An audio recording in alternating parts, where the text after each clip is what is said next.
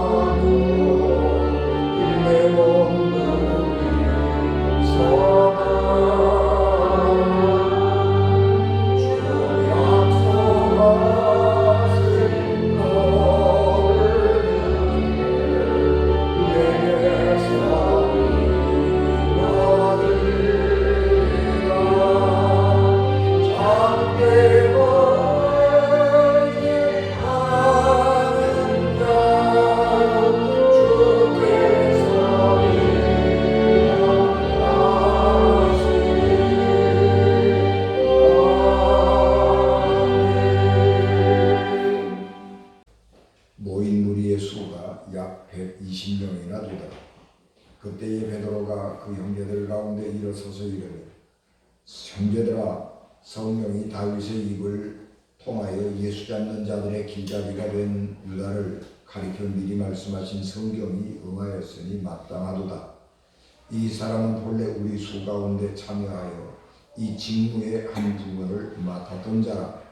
이 사람이 불의의 삭으로 밭을 사고 후에 몸이 곤두박질하여 배가 터져 창자가 다 흘러 나온지라.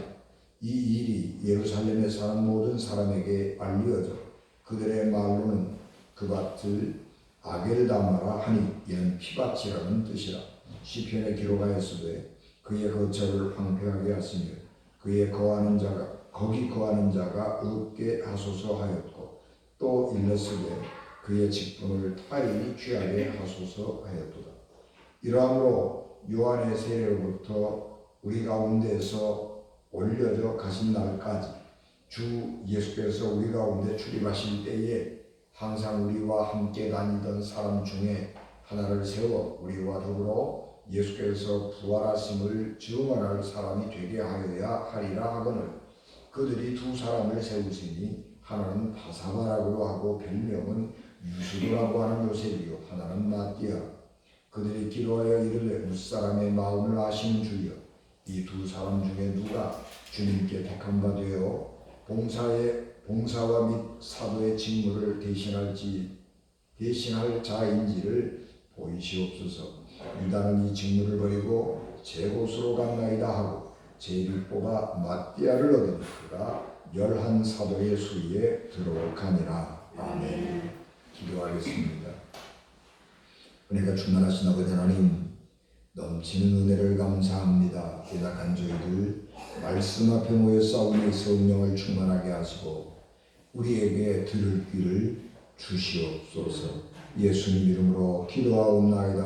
아멘. 제비뽑기는 교회에서 성경에서 지도자를 뽑는 의사결정 가운데 중요한 방법입니다. 이스라엘 백성이 여리고 성을 점령한 후에 아이성을 공격했는데 여리고 성보다는 아이성이 아주 조그마한 성이어서 가볍게 승리할 수 있으리라고 생각했습니다. 그런데 의외로 그 전투에서 패배하게 됩니다. 그래서 이럴 리가 없는데 이상하다. 이게 뭔가가 우리가 하나님 앞에 잘못된 게 있나. 그리고 여호수아가 하나님 앞에 엎드려 기도할 때에 죄가 숨겨져 있는 죄가 있어서 그렇게 된 것이니까 그 사람을 찾으라. 그렇게 하나님께서 말씀하십니다. 그래서 그 여리고 성을 점령할 때에 죄를 지은 사람이 누군가 하는 것을 찾기 위한 방법으로 제비뽑기를 합니다.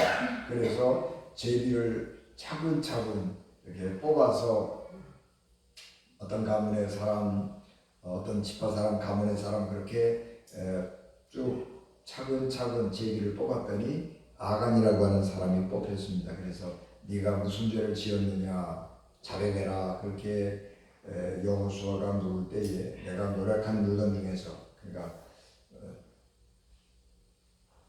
노력한 물건 중에서 신할산 아름다운 외투 한 벌, 은 200세겔, 또 금 50세겔 이것을 보고 탐이 나서 내가 훔쳤습니다. 그런 고백을 하죠. 그래서 하나님께서 죄인들을 이렇게 선별해 이렇게 찾아내는데도 제비뽑기 방법을 사용했습니다. 요나가 하나님께서 니느웨로 가서 말씀을 전해라 그렇게 얘기할 때에 그 말씀에 불순종하고 다시스로 가는 배를 타죠. 그래서 하나님이 다시스로 가는 배를 막으시죠. 풍랑이 갑자기 일어나게 됩니다. 그래서 사람들이 날씨가 이런 날씨일 리가 없는데 갑자기 이렇게 풍랑이 일어나고 바다가 흉흉해지는 것은 특별히 여기 중에 죄인이 있을 것이다. 그렇게 선원들이 생각을 하고 누가 우리의 길을 방해하고 있는 죄인인가 그런 것을 찾기 위해서 제비뽑기를 하죠. 그랬더니 요나가 뽑혔습니다. 그래서 네가 왜 어떤 죄를 지었길래 우리를 이렇게 다 어렵게 만들었느냐. 그러니까 솔직하게 얘기합니다. 내가 하나님의 종인데 하나님의 말씀을 거역하고 내가 이 배를 계속 그렇다. 그래서 기쁜 마음으로 사람들이 바다에다가 요나를 던질 때에 기쁜 마음으로 요나가 던짐을 당하죠. 그래서 하나님께서 성경에 보면 제비뽑기를 통해서 어떤 중요한 의사 결정을 하고 있는 것을 보게 됩니다. 성경에는 이처럼 제비를 뽑아서 문제를 해결하는 방법들이 여러 번 기록이 되어 있고 특별히 오늘 신약 시대에서도 그런 제비뽑기의 방법을 시도한 적이 있는데 예수님을 배반했던 가롯 유다가 죽습니다. 가롯 유다의 죽음에 대해서는 두 가지의 뭐라고 그러죠? 이 이야기가 있습니다. 하나는 자살했다 그런 얘기고 또 하나는 오늘 우리 사도 베드로의 설교 말씀을 통해서 한 것처럼 창자가 터져서 죽었다. 그러니까 어떤 아주 급작스러운 질병을 걸려서 급사했다. 이제 그런 이야기입니다. 그래서 가룟 유다가 예수님을 배반하고 대제사장들에게 받은 돈이 있거든요. 그러니까 그것이 은 20세겔인데 그것은 노예 한 사람을 사고 파는 돈이죠. 그래서 그 은 20세겔을 받았는데 그 돈을 자기가 쓰지도 못하고 너무 양심의 가책을 느끼니까 대제사장들에게 갖다 주어버립니다. 그러니까 대제사장들이 가룟 유다가 죽은 다음에 그 돈을 가지고 밭을 하나 샀습니다. 밭을 하나 샀는데 그 밭을 피밭이라 핏값에 바치라 그렇게 해서 그 밭을 방치해 버렸는데 그 밭을 나그네들의 공동묘지로 삼았다. 그 밭을 경작하지 못하는 밭으로 삼았다. 이제 그런 이야기가 오늘 사도 베드로의 설교 말씀 속에 드러나고 있습니다. 그래서 12명의 제자들 가운데에서 한 명이 비지요.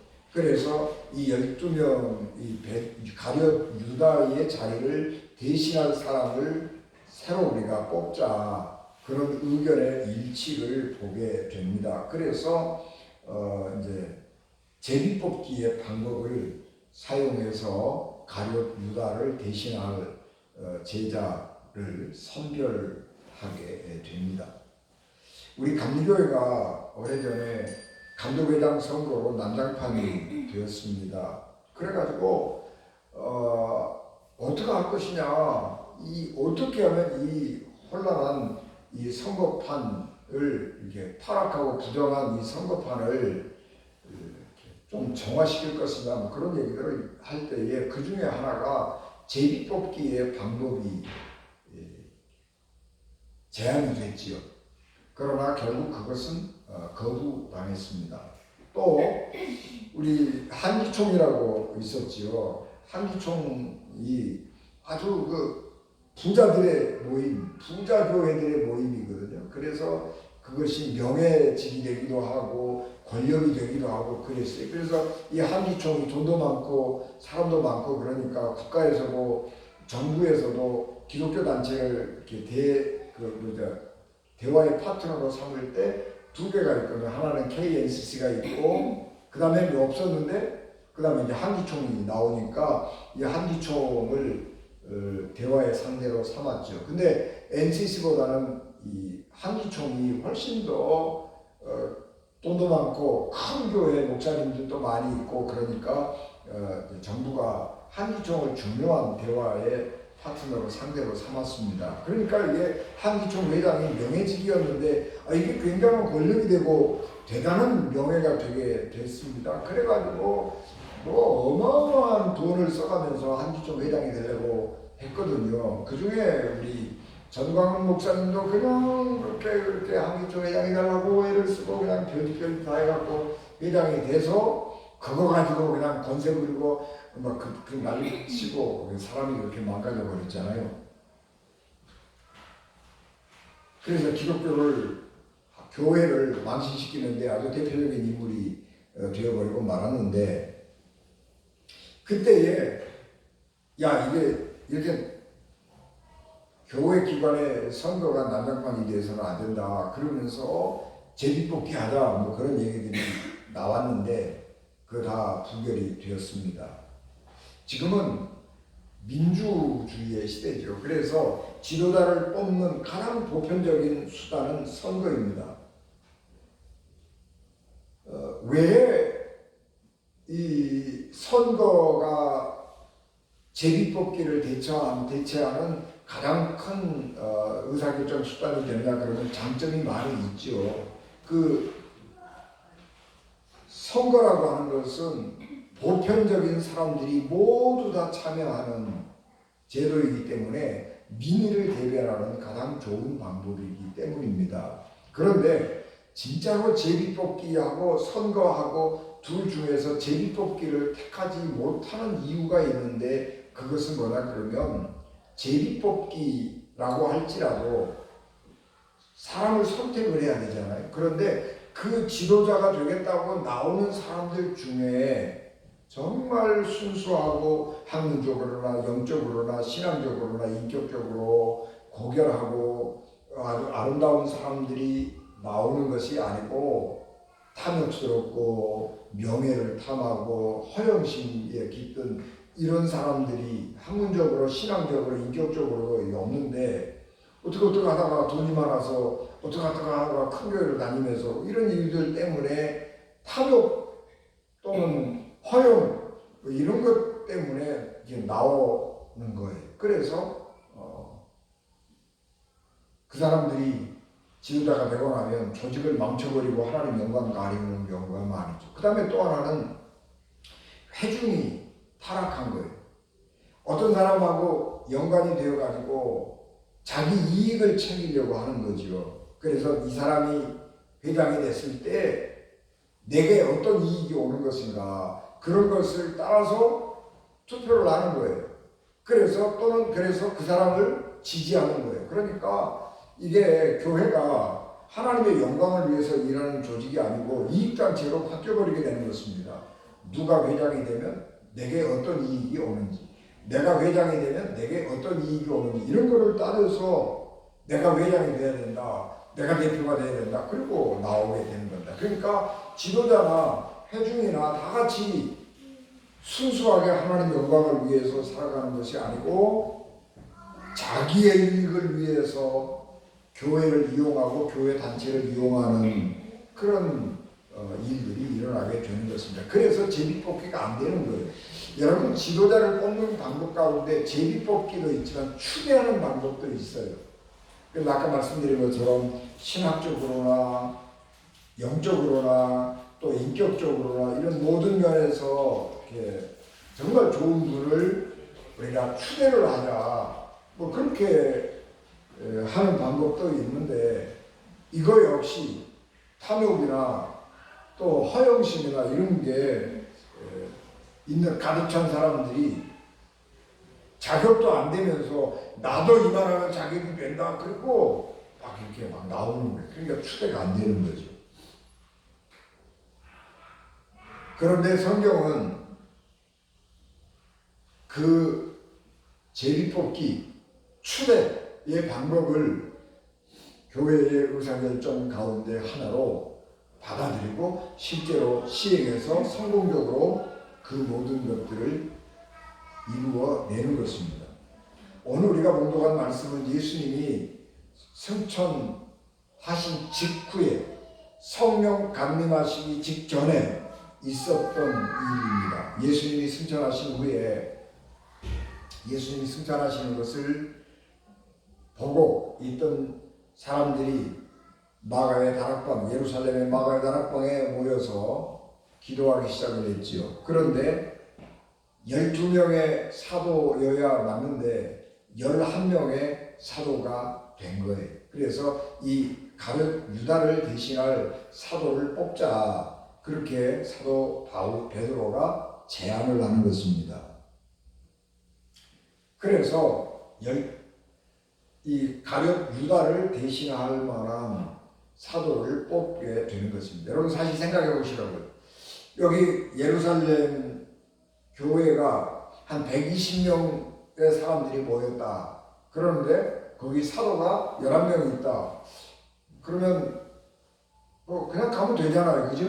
12명의 사도가 있는 거나 11명의 사도가 있는 거나 뭔 상관이? 아무 상관이 없어요. 그런데 베드로는 아니다, 12명이 꼭 채워야 된다, 그렇게 생각을 하고 12명이 모자라니까 한 사람을 보충을 해야 된다, 그렇게 주장을 하는 것이고, 그 모든 말들을 사람들이 베드로의 그 말에 동의를 하는 것입니다.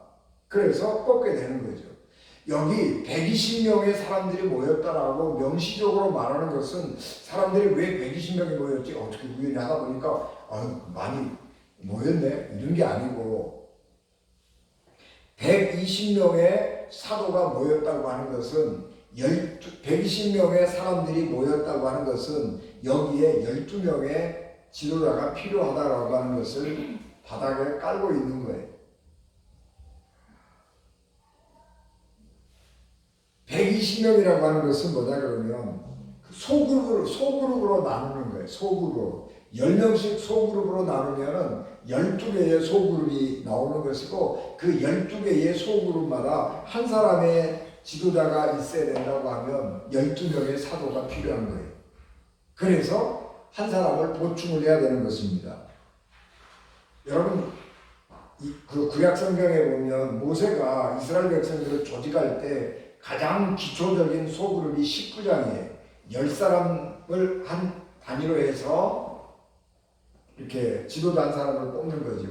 유대인들이 모여서 살아갈 때에 회당을 구성을 하는데 성인 10명이 모이면 회당 하나가 구성이 될 수 있는 겁니다.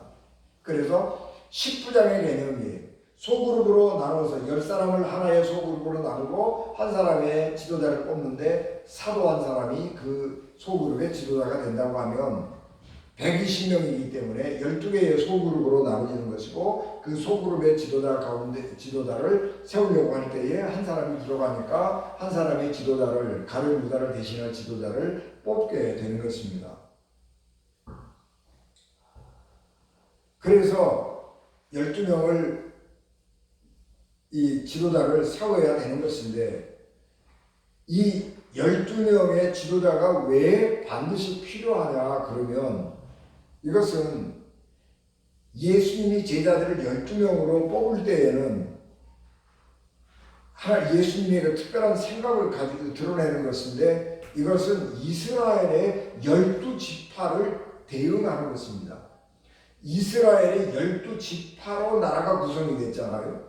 영적인 이스라엘인 교회는 그 12지파에 대응하는 12그룹이 형성되는 것이고 그 12그룹의 지도자가 12제자가 되는 것입니다. 그래서 교회는 처음서부터 자의식을 어떻게 갖고 있었냐 그러면 하나님은 옛날에는 이스라엘 백성들을 통해서 세상에 하나님의 영광을 드러내고 세상을 구원할 구원 사역을 감당하게 하셨다면 이제는 이스라엘의 나라가 망해버리고 이스라엘이 영적으로 타락을 했기 때문에 하나님은 이 이스라엘을 통해서 구원 사역을 이룰 수 있는 것이 아니고 새로운 영적 공동체인 교회를 통해서 이스라엘이 해오던 일을 대신할 것인데 그 일은 하나님의 영광을 드러내고 죽은 사람을 살려내고 세상을 구원할 일을 교회가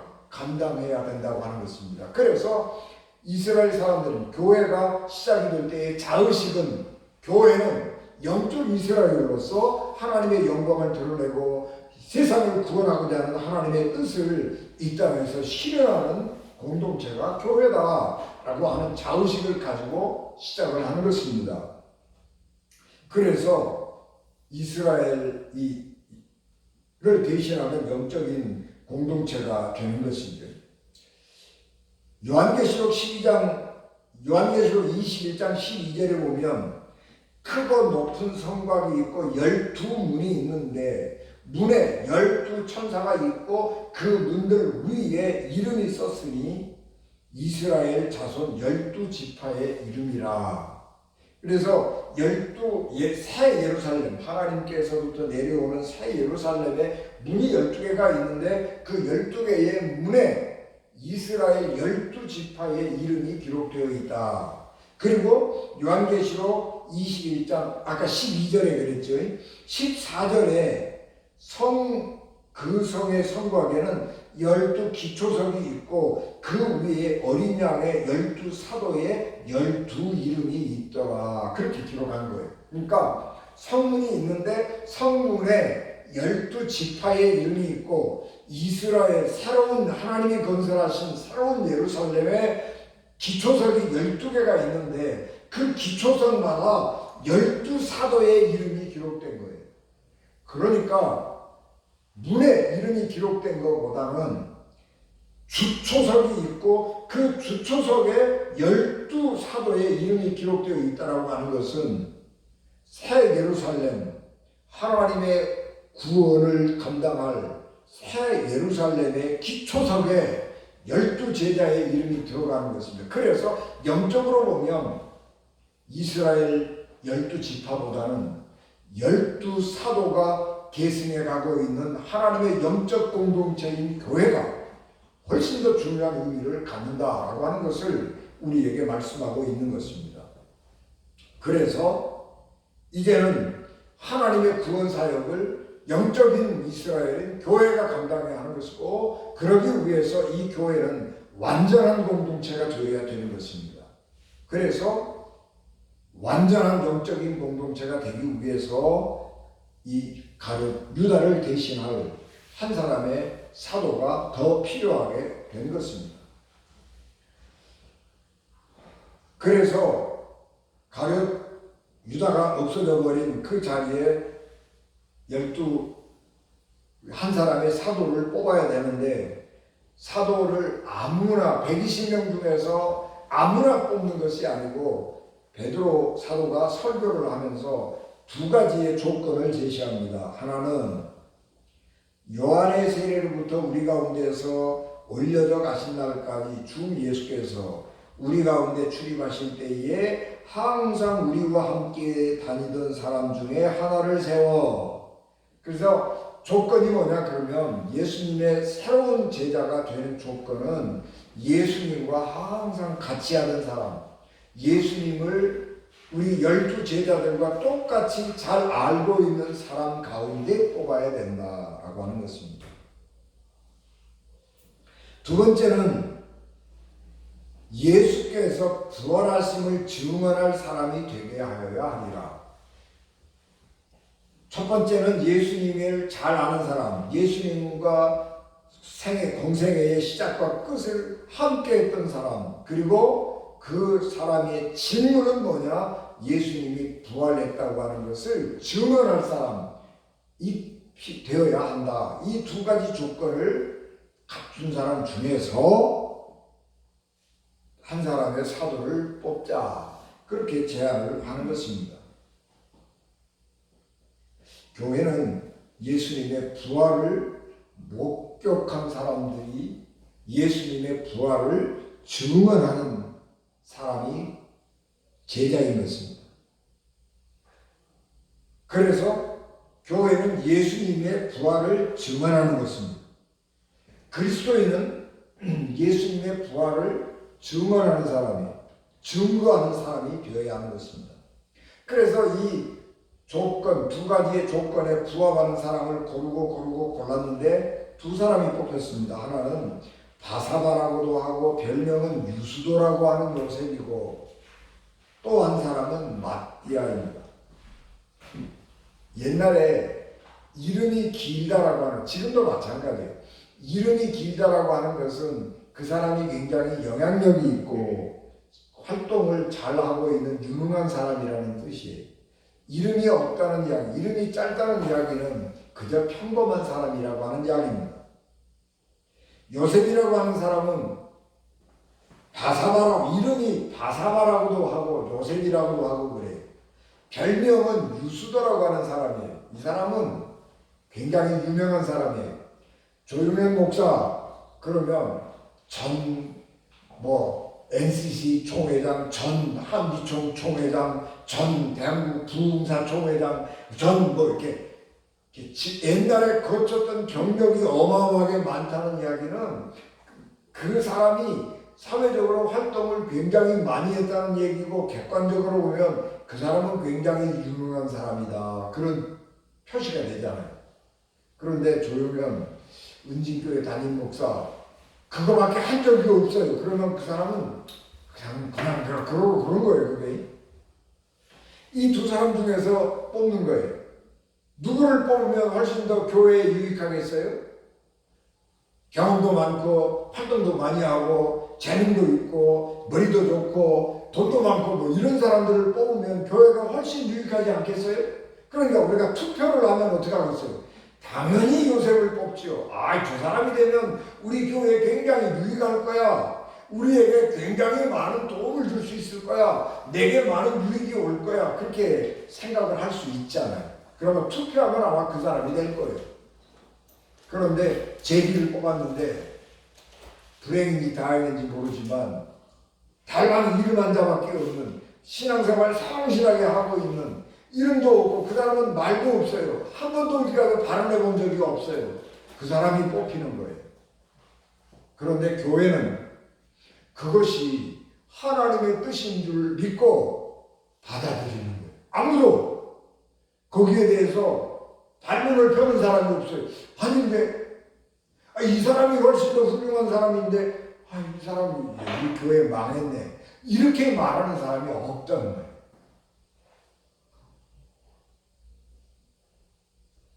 왜 이런 일이 가능하냐?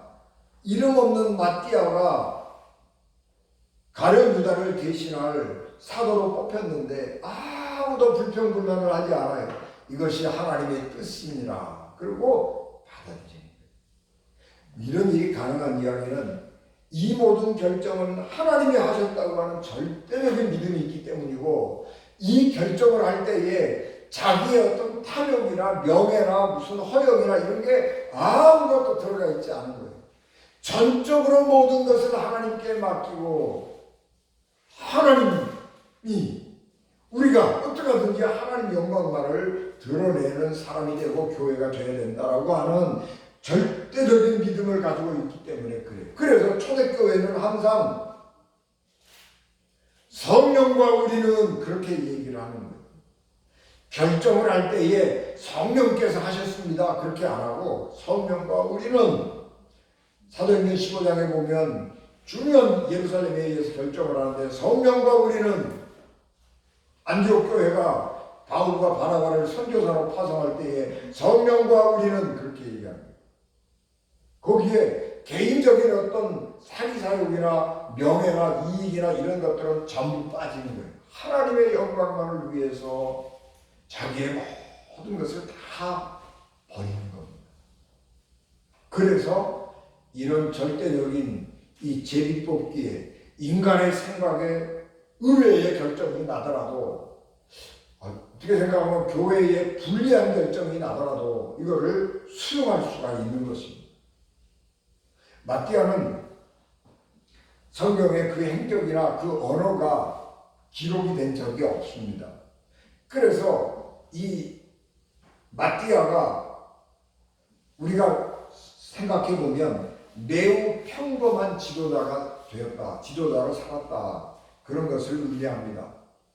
예수님의 12제자 가운데 그 행적이 기록되어 있는 사람은 별로 많지 않습니다. 베드로, 요한 이런 정도, 또 도마 이런 정도 그 기록이 되어 있고, 나머지 사도들은요 다 그냥 예수님이 부활승천하신 후에 어떤 행적이 있었는지 기록이 되지 않아요. 어디에서 무엇을 하다가 세상을 떠났는지 몰라요. 도마도 별로 기록이 없지만 도마는 인도에 가서 복음을 전했다, 그런 기록이 남아있고, 혹시 도마가 한국에도 와서 복음 전하지 않았을까? 그런 생각을 하기는 하는데 근거가 없어요. 기록이 없어요. 도마가 인도에서 전도했다고 하는 것은 알 수 있는데 한국에 왔다는 이야기는 없어서 도마가 한국에 왔다는 것은 입증이 안 돼요. 근데 여러분, 인도하고 한국 사이에 굉장히 교류가 많았던 거 인정하시죠? 박효컷의, 신라의 시녀 박효컷의 부인이 인도 여자라는 말이에요.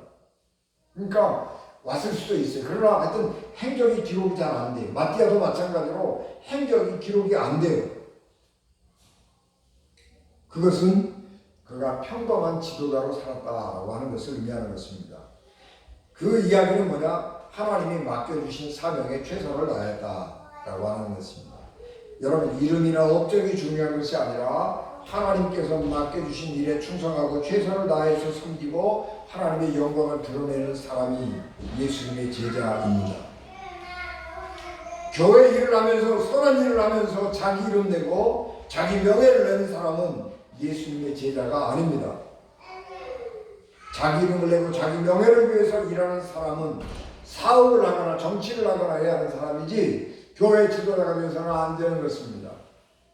그런데 요즘에 이 교회가 사람도 많아지고 돈도 많아지고 또 그래서 사회적으로 영향력도 많아지고 그러니까 교회가 좋은 명예직이 되고, 그래서 교회가 어떻게 생각하면 또 부귀 영화를 누릴 수 있는 그런 곳이 되니까 사람들이 자꾸 교회를 이용해서 자기 이름 내려고 그러고 이제 그런 일들이 있단 말이에요. 그런데 결국은 그렇게 하면 자기 이름은 날지 모르지만 하나님 영광은 가린단 말이에요.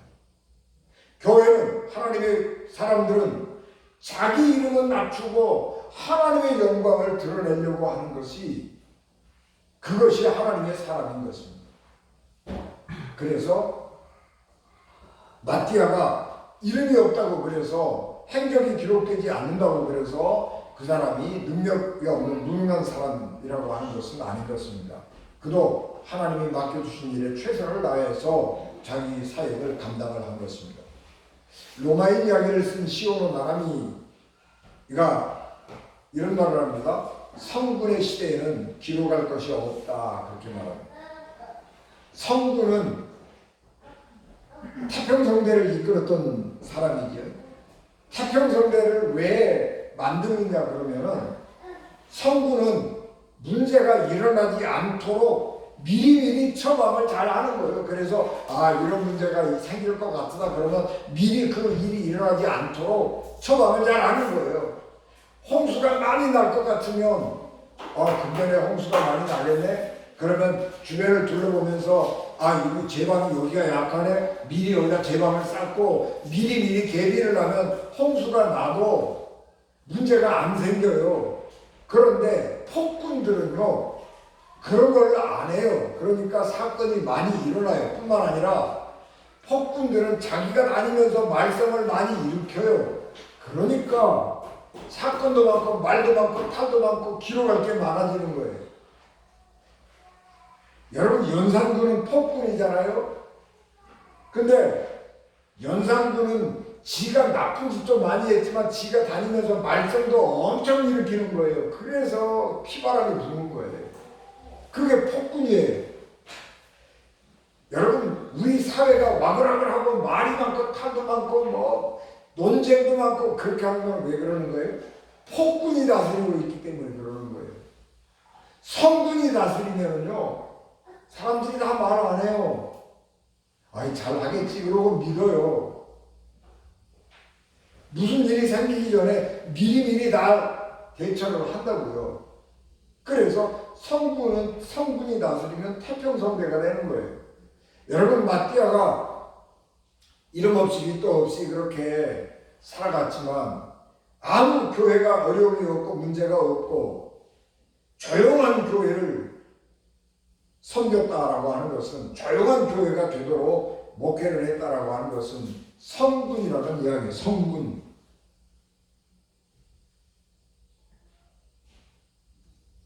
교회 목사님들 중에서 교회를 많이 옮겨 다니시는 목사님들이 있어요. 옮겨 다니시는 목사님들은 교회가 비록 큰 교회에 있을지는 담임하고 있을지는 모르지만은 교회를 자주 옮겨 다녔다는 얘기는 뭐예요? 교회에서 많은 말썽을 일으켰다는 이야기요. 그러니까 이름 없이 밑도 없이 작은 교회지만은 평생을 섬겼다. 그냥 훌륭하신 분이요. 우리가 그렇게 생각하면 되는 것입니다. 사도 베드로가 짧은 설교를 통해서 성경이 이루어졌다라고 하는 말을 많이 합니다. 가룟 유다가 예수님을 배반하고 제사장에게 예수님을 팔아 배반한 것도 성경이 이루어진 것이고, 가룟 유다가 배반한 대가로 받은 돈으로 산 땅이 황폐한 곳이 되어서 농사를 짓지 않는 땅이 되어버린 것도 성경대로 된 것이다. 그렇게 베드로가 말씀을 합니다. 성경 말씀이 교회에서 성취된다고 하는 것은 교회의 굉장한 자산입니다. 교회가 하나님의 은혜를 똑같이 경험한 그 경험을 공유한다고 하는 것은 교회의 큰 자산이 되는 거예요. 여러분 이스라엘 백성들이 하나님의 거룩한 백성이 될 수 있었던 것은 뭐냐 그러면 민족 전체가 하나님의 능력을 경험했기 때문에 그런 거예요. 이스라엘 백성들 전체가 홍해 바다를 가르고 그 길로 왔고, 이스라엘 전체가 만나와 메추라기를 먹으면서 광야 40년을 지나왔고, 이스라엘 전체가 하나님의 말씀에 순종할 때 순종 안 할 때 징계를 받아가지고 사람들이 병 걸려서 팍팍 죽어가고, 회개할 때 하나님이 치료해주고 이런 역사를 경험했기 때문에 우리 민족은 하나님을 의지하고 살아갈 수밖에 없는 민족이야. 그러면서 하나님은 이런 분이라고 하는 것을 다 증언할 수 있는 거예요. 여러분 교회가 이런 믿음의 공동의 경험을 한다고 하는 것은 굉장히 중요한 거예요. 우리 교회가 말이야 교회를 건축할 때 굉장히 어려웠다. 그런데 우리가 이 어려운 문제를 위해서 합심해서 40일 동안 우리가 작정하고 기도했는데 하나님께서 기적적으로 이 문제를 해결해 주셔서 우리가 하나님의 교회를 건축할 수가 있었다. 그런 공동의 경험을 했다면 그 교회는 하나님의 살아 역사하시는 증거를 모두가 다 경험한 거예요. 그래서 사람들이 하나님에 대한 능력과 그 자부심을 갖고 살아가는 거예요. 그래서 교회를 개척하고 건축하고 어려운 일이 있을 때 끝까지 그 교회를 떠나지 아니하고 섬긴 사람들의 믿음 그리고 그들의 증언이 굉장히 중요한 겁니다. 성경은 경험의 기록이에요. 경험의 기록. 기독교 교리는 책상에 앉아서 가만히 생각하다 만들어진 게 아니에요. 하나님을 만난 경험을 이게 뭔 일이지? 그렇게 생각하다가 해석하고 설명한 게 교리예요. 그런데 그 교리가 내가 마음속에서 신앙과 하면서 믿으면서 내가 다시 체험하는 거예요. 그럴 때 우리의 믿음이 확인되는 거예요. 예수께서 마태복음 7장 7절 구하라 그러면 너희에게 주실 것이요 찾으라 그러면 찾아낼 것이요 문을 두드리라 그러면 너희에게 열릴 것이니 구하는 이마다 받을 것이요 찾는 이가 찾아낼 것이요 두드리는 이에게 열릴 것이니라 이런 말씀을 하셨어요. 이 말씀을 하시는 것은 예수님의 경험이에요. 예수님이 하나님 앞에 기도했더니 하나님이 응답해 주셨어요. 그래서 너희들 기도해라. 내가 기도하니까 하나님께서 이렇게 응답해 주셨다. 그러고 말씀하셨어요. 그래서 어떤 사람이 예수님이 말씀하시니까 그래 나도 한번 해보자. 그러고 어려운 문제가 있을 때 하나님 앞에 가서 기도했어요. 기도했는데 응답이 안 됐어요. 그래서 40일 작정을 하고 기도했어요. 100일을 작정을 하고 기도했어요. 하나님이 응답해 주셨어요. 그러니까 감증이 되는 거예요. 야, 내가 성경 말씀에 이렇게 써 있는데 내가 하나님 앞에 작정을 하고 기도했더니 하나님이 응답해 주시더라. 너도 해봐. 어렵지. 너도 해봐. 그렇게 되는 거예요. 그게 능력이 있는 거예요.